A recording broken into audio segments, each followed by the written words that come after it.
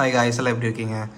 இந்த HDMI cable பார்த்தீங்கன்னா இந்த மானிட்டர்லேருந்து இந்த லேப்டாப்லேருந்து இந்த மானிட்டர் கனெக்ட் பண்ணியிருக்கேன். பட் எனக்கு இந்த மானிட்டரில் வந்து டிஸ்பிளே வர மாட்டேங்குது அப்படின்னு நிறைய பேர் சொல்லிட்டு இருந்தாங்க. அதுக்கு ஒரு சொல்யூஷன் இருக்குது. என்னென்னா ஃபஸ்ட் என்னென்னா இந்த HDMI கேபிள் இருக்குது பார்த்தீங்களா, இங்கே உங்களுக்கு வந்துட்டு இந்த ஏரோ மார்க் மாதிரி ஒரு சிம்பிள் காமிக்குது பார்த்தீங்களா, இது வந்து கரெக்டாக ப்ராப்பராக இங்கே இன்சர்ட் பண்ணியிருக்கீங்களான்னு ஃபஸ்ட்டு பாருங்கள். அதுக்கப்புறமா இந்த HDMI கேபிள் வந்து மானிட்டர் கரெக்டாக ப்ளக் பண்ணியிருக்கீங்களான்னு பாருங்கள். சரிங்களா? இதுவும் பண்ணி உங்களுக்கு வந்து மானிட்டர் டிஸ்பிளே வரல அப்படின்னா என்ன சொல்யூஷன்னா, இந்த லேப்டாப்பில் ரைட் கிளிக் பண்ணுங்கள். ரைட் கிளிக் பண்ணதுக்கப்புறமா உங்களுக்கு வந்து இங்கே டிஸ்பிளே செட்டிங்ஸ்ன்னு இருக்கா, இந்த டிஸ்பிளே செட்டிங்ஸை கிளிக் பண்ணுங்கள். டிஸ்பிளே செட்டிங்ஸ் கிளிக் பண்ணதுக்கப்புறமா உங்களுக்கு வந்து இங்கே சிஸ்டம் டிஸ்பிளேன்னு அப்படின்னு இங்கே வரும். இங்கே பார்த்தீங்கன்னா உங்களுக்கு வந்து நிறைய ஆப்ஷன்ஸ் இருக்குது.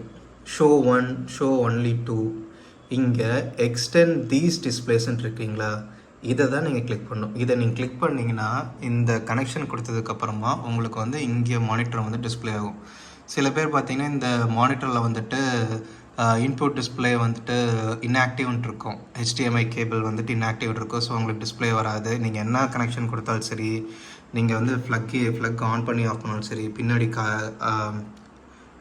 கனெக்ட் பண்ணலாலும் உங்களுக்கு வந்து இந்த மானிட்டர் வந்து டிஸ்பிளே வராது. ஸோ என்ன பண்ணுறீங்கன்னா இந்த செட்டிங்ஸில் பார்த்தீங்கன்னா இந்த ட்ராப் டவுன் கிளிக் பண்ணிவிட்டு இந்த எக்ஸ்டெண்ட் தீஸ் டிஸ்பிளேஸ் அதை தான் நீங்கள் கிளிக் பண்ணணும். இதை நீங்கள் கிளிக் பண்ணிங்கன்னா உங்களுக்கு வந்துட்டு ஆட்டோமேட்டிக்காக இங்கே வந்து டிஸ்பிளே ஆகும்.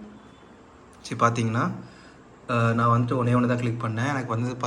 எனக்கு வந்து இங்கே வந்து ரெண்டுமே இப்போ கனெக்ட் ஆகிடுச்சு. இது மானிட்டரும் லேப்டாப்பும் மானிட்டரும்.